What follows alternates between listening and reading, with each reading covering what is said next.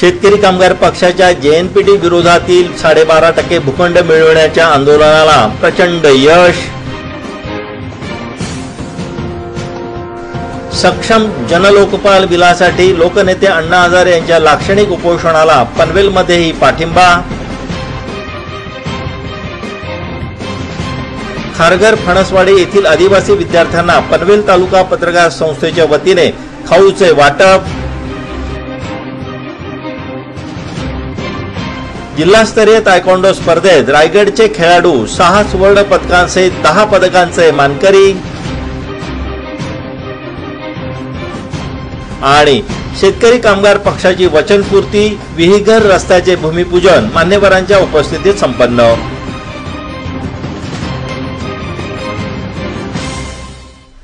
प्रकल्पग्रस्त शेतकऱ्यांना त्यांच्या हक्काचे 12.5% भूखंड मिळावे या मागणीसाठी 27 मार्च रोजी शेतकरी कामगार पक्षाच्या वतीने अंतिम लढा देण्यात येत आहे। करळ फाटा येथे 50,000पेक्षा जास्त प्रकल्पग्रस्तांनी या लढ्यात सक्रिय सहभाग घेत जेएनपीटी प्रशासनाला चांगलाच घाम फोडला आहे। जेएनपीटी प्रशासन प्रकल्पग्रस्तांच्या मागण्या मान्य करून 12.5% भूखंडाचे वाटप करीत नाही तोपर्यंत हे आंदोलन करण्याच्या निर्धाराने प्रचंड संख्येने प्रकल्पग्रस्त शेतकरी करळ फाटा येथे आयोजित आंदोलनात सहभागी झाले होते। पहिल्या दिवसाचे हे आंदोलन शेका पक्षाच्या नेत्यांनी गाजविले। पहिले आमची सर्वात महत्त्वाची मागणी ती 12.5% भूखंड आहे। जो 28 वर्ष आज शेतकऱ्याच्या तोंडाला पाणी पाजणार आहे शासनाने पहिला आम्हाला दिला पाहिजे, नाहीतर उद्या त्यांच्या तोंडाला कालिमा फाटल्याशिवाय आम्ही राहणार नाही। सरकार अतिशय थूक थापा मारणारा, एखादा आपल्याला पैसे आपण दिले उधार द्यायला कोणाला वापराला आणि तो कसा आपला परत देताना आज भेटा उद्या भेटा थापा मारणारा, त्याच्यापेक्षा गया गुजरा सरकार आहे। आणि या काँग्रेसच्या भ्रष्ट सरकारने या केंद्रातल्या आणि राज्य शासनाच्या दोन्ही सरकारने आजपर्यंत उरण तालुक्यातील शेतकऱ्यांच्या तोंडाला फक्त पाणी तापलेलं आहे आणि काही दिलेलं नाही। फक्त थापावर थापा, एखादा खोटा मारणार जर कमी खोटा बोलत असेल पण हा सरकार अतिशय खोटारड सरकार आहे। आणि आज त्यांना शेतकरी कामगार पक्षाच्या माध्यमातून आम्ही धडा शिकवणार आहोत। जर आज आमचा प्रश्न जर सोडवला नाही तर आज पूर्ण जेएनपीटी आम्ही कायमस्वरूपी बंद ठेवणार आहोत। आज आम्ही 28 वर्षापूर्वी 84 जो आंदोलन झालं आमच्या प्रत्यक्ष डोळ्याने आम्हाला बघायचा सौख्य लाभलं नव्हतं, पण आज आम्ही स्वतः लढत उतरत आणि हुतात्मा व्हायच्या तयारीनेच आम्ही उतरलेलो आहोत। आणि जर हुतात्मा होलं तर आमचं भाग्य आहे की आम्हाला हुतात्मा मिळालं। ही तरुण वर्गासाठी सगळ्यात मोठी भेट आहे। यावेळी आंदोलनकर्त्यांना मार्गदर्शन करण्यासाठी लोकनेते दीपा पाटील, आमदार विवेक पाटील, आमदार धैर्यशील पाटील, माजी मंत्री मोहन पाटील, जिल्हा परिषदेचे अध्यक्ष कविता गायकवाड, माजी जिल्हा परिषद अध्यक्ष पंडित पाटील, माजी नगराध्यक्ष जय मात्रे, जिल्हा चिटणीस बाराम पाटील आदी नेत्यांसहित कार्यकर्ते, पदाधिकारी व प्रकल्पग्रस्त मोठ्या संख्येने उपस्थित होते। जोपर्यंत लेखी आणि 12.5%चं वाटप करण्याचं पत्र राज्य शासनाला मिळत नाही तोपर्यंत हा लढा आम्ही मागे घेणार। मी आल्यानंतर नेहमी पाटलांबरोबर चर्चा केली, त्यांनी सांगितलं हीच खरी वेळ आहे आणि शेवटची संधी आहे। आणि म्हणून मी निश्चितपणे सांगेन मुख्यमंत्र्यांना पण आम्ही मगाशी बोललो वरच्या हाऊसमध्ये मी स्थगन प्रस्ताव करून त्या ठिकाणी उपमुख्यमंत्र्यांनी स्वतः त्या ठिकाणी सरकारच्या बाजूने उत्तर दिलं की जयंत पाटील म्हणतात ती खरी गोष्ट आहे। आम्ही या ठिकाणी केंद्र सरकारचे बोलणी करण्यासाठी आमचे कॅबिनेट मंत्री दिल्लीला पाठवलेले आहेत आणि संध्याकाळपर्यंत निर्णय येईल। गेल्या 2-3 दिवसामध्ये दिल्ली पासून गल्लीपर्यंतची शासकीय यंत्रणा हलवलेली आज मला पाहायला मिळत आहे आणि त्याला हलवण्याचं काम या ठिकाणी माननीय दीपा पाटील साहेबांच्या नेतृत्वाखाली आपण केलेलं आहे। 84 साली हा लढा झाला, माननीय दीपा पाटील साहेबांच्या नेतृत्वाखाली हा लढा झाला। शेतकरी कामगार पक्षाचा लाल बावटा घेऊन हजारो शेतकरी रस्त्यावर आले आणि एक नवा इतिहास शेतकरी कामगार पक्षाच्या लाल बावट्याने घडवला की शेतकऱ्यांची जमीन घेतली तर त्याला 12.5% जमीन विकसित करून मिळणार। हा लढा किंवा हा निर्णय हा न्याय आपल्या लाल बावट्याने प्रस्थापित केलेला आहे। आपल्यावर टीका केली जाते शेका पक्ष लहान आहे, अरे हो आमचा शेका पक्ष लहान आहे पण शेका पक्षाची आंदोलनाची ताकद एवढी आहे का सत्ताधाऱ्यांच्या छाताडावर बसून शेतकऱ्यांना न्याय करून बसत नाही। हा आपला इतिहास आहे। इतिहास आपण 84 साली माननीय दीपा पाटील साहेबांच्या नेतृत्वाखाली दाखवला आपण SEZच्या लढ्याविरुद्ध लढून दाखवला. आता उद्या होणाऱ्या विमानतळाच्या विरोधात सुद्धा आपण लढत आहोत आणि 12.5% हा JNPT प्रकल्पग्रस्तांचा जो न्याय आहे तो सुद्धा या आंदोलनामधनं पुढे राहणार नाही असा मला विश्वास या ठिकाणी वाटतो. खारघर फणसवाडी येथील जिल्हा परिषदेच्या प्राथमिक मराठी शाळेतील विद्यार्थ्यांना पनवेल तालुका पत्रकार संस्थेतर्फे खाऊ वाटप करण्यात आले. यावेळी पत्रकार संस्थेतील पदाधिकाऱ्यांनी उपस्थित विद्यार्थ्यांना मार्गदर्शन केले. खारघर येथील फणसवाडीतील जिल्हा परिषदेच्या मराठी प्राथमिक शाळेतील विद्यार्थ्यांना पनवेल तालुका पत्रकार संस्थेतर्फे अल्पोहार वितरित करण्यात आला.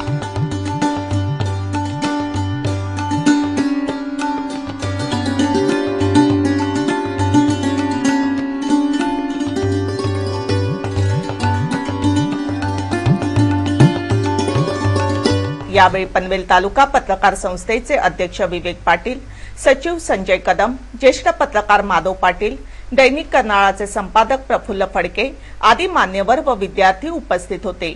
यावेळी उपस्थितांनी विद्यार्थ्यांना मार्गदर्शन केले. शिक्षकांचं कौतुक करतो आणि पहिल्यांदा विचारलं तर कोण शिक्षक आहेत ते कसे येत असतील हा मला प्रश्न पडतो. पण तुम्ही खरोखर तेवढ्या लांबून येऊन काम या ठिकाणी करीत आहात आणि हे याच्यासारखं एक काम बघून मला मुळात आक्षेप आहे. आणि मला हे प्रसन्न वातावरण वाटते की छान वातावरणामध्ये तुम्ही शिक्षण घेत आहे की बाहेरच्या वातावरणापेक्षा लांब राहून एक चांगल्या पद्धतीनं शिक्षण तुम्ही या ठिकाणी घेताय. फणसवाडीमध्ये गेल्या वर्षी लाईट आली पण त्याच्या आधी ज्ञानज्योत तुम्ही इथं लावलेली आहे.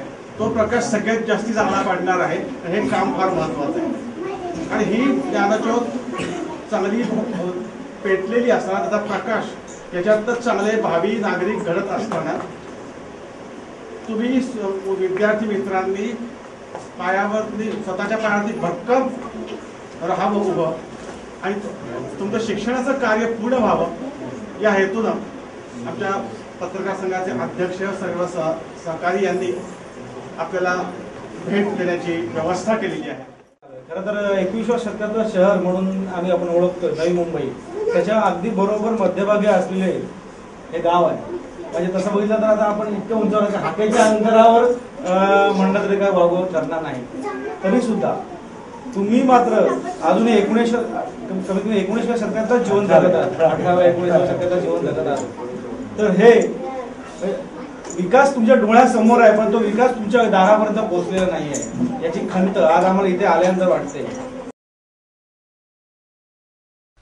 सक्षम जनलोकपाल बिल सरकारने मान्य करून त्याची अंमलबजावणी करण्यात यावी यासाठी ज्येष्ठ समाजसेवक अण्णा हजारे यांनी जंतर मंतर दिल्ली येथे 1 दिवसाचे लाक्षणिक उपोषण केले. या आंदोलनाला विविध स्तरावरून पाठिंबा जाहीर करण्यात आला आहे. सक्षम लोकपालाची अंमलबजावणी करण्यात यावी यासाठी ज्येष्ठ समाजसेवक अण्णा हजारे पुन्हा एकदा दिल्लीमध्ये जंतर मंतरवर आंदोलनाला बसले आहेत. या आंदोलनातून त्यांनी काही मागण्या सरकारपुढे ठेवल्या आहेत. भ्रष्टाचार निर्मूलनासाठी ज्या समाजसेवकांना आपले प्राण गमवावे लागले त्यांना न्याय देण्यात यावा. सोबतच 14 खासदारांवर जे भ्रष्टाचाराचे आरोप लावले गेले आहेत त्यांच्या विरोधी तक्रार दाखल करून कडक कारवाईची मागणीही अण्णा हजारे यांनी केली आहे. या मागण्यांसाठी भ्रष्टाचार विरोधी जन आंदोलनास रायगड जिल्हा विभागातर्फे समर्थन देण्यात आले. हे समर्थन लिखित स्वरूपात नायब तहसीलदार किरण सुरवसे यांना देण्यात आले. या आंदोलनाबाबत अधिक माहिती अल्लाउद्दीन शेख यांनी पत्रकारांना दिली. आदरणीय पद्मभूषण डॉक्टर अण्णासाहेब हजारे यांनी काल जंतर मंतरला 1 दिवसाचं लाक्षणिक उपोषण केलं आणि याचा महत्त्वाचा जो विषय होता तो म्हणजे भ्रष्टाचार निर्मूलन झालं पाहिजे आणि त्यासाठी सक्षम जनलोकपाल बिल आलं पाहिजे. सरकार जे बिल आणू पाहत आहे ते अत्यंत कमजोर असं बिल आहे आणि या बिलाच्या संदर्भात सगळेच कार्यकर्ते नाराज आहेत. वेगवेगळ्या पक्षांनी सुद्धा आपली भूमिका याच्यामध्ये मांडलेली आहे. तर हे अधिक सक्षम बिल असेल तर भ्रष्टाचार निर्मूलनावरती मोठ्या प्रमाणावरती कार्यवाही होईल आणि भ्रष्टाचार कमी होईल. त्या दृष्टीनं अण्णांनी तो महत्त्वाचा एक मुद्दा त्यामध्ये मांडला होता. दुसरा मुद्दा यामध्ये असा होता की भ्रष्टाचार निर्मूलनासाठी अनेक कार्यकर्ते आणि शासकीय अधिकारी काम करतात. त्यांच्यावरती दिवसेंदिवस हल्ले होत आहेत, त्यांचा बळी जातो. तर अशा या सगळ्या प्रकरणांची मोठ्या प्रमाणावरती चौकशी व्हावी आणि जे आरोपी असतील यामध्ये मूळ आरोपी त्यांची सुद्धा याच्यामध्ये मोठ्या प्रमाणावरती चौकशी होऊन कारवाई होणं आवश्यक आहे. हा दुसरा मागणीचा महत्त्वाचा भाग होता। आणि तिसरा महत्त्वाचा भाग होता की संसदेमध्ये जे 14 खासदार आहेत ज्यांच्यावरती भ्रष्टाचाराचे आरोप झालेले आहेत त्यांच्यावरती गुन्हे दाखल व्हावेत, त्यांच्यावरती फौजदारी कारवाई व्हावी आणि त्यांना पदच्युत करण्यात यावं अशी यातली महत्त्वाची जी मागणी आहे। या 3 मागण्यांसाठी काल अण्णांनी जंतर मंतर येथे उपोषण केलं।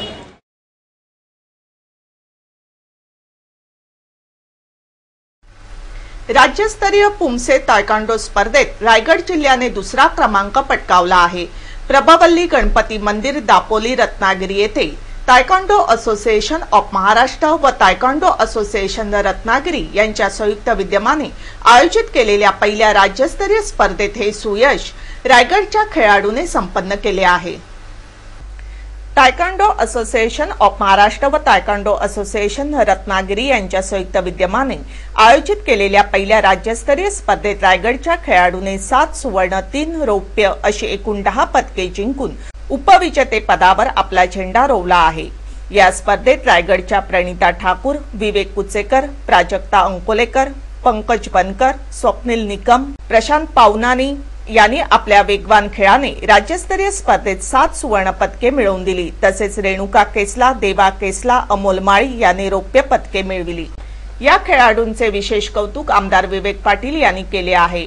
जिल्हा परिषद अध्यक्ष कविता गायकवाड, तायकांडो असोसिएशनचे महाराष्ट्राचे अध्यक्ष प्रवीण साळुंके IPS यांनी विशेष अभिनंदन केले।